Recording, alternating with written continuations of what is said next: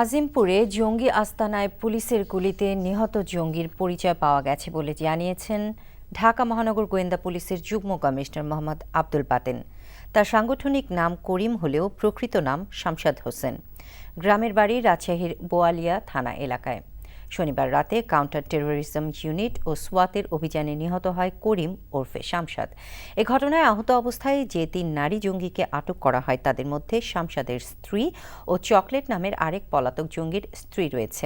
জঙ্গি আস্তানা থেকে উদ্ধার শামসাদের ছেলেসহ আরও ২ শিশুকে ভিকটিম সাপোর্ট সেন্টারে রাখা হয়েছে বলে জানান ঢাকা মহানগর গোয়েন্দা পুলিশের যুগ্ম কমিশনার আব্দুল বাতেন। তবে আটক নারীদের মধ্যে রূপনগরে পুলিশের অভিযানে নিহত মেজর জাহিদের স্ত্রী আছে কি না তা এখনও নিশ্চিত করা যায়নি বলে জানান তিনি।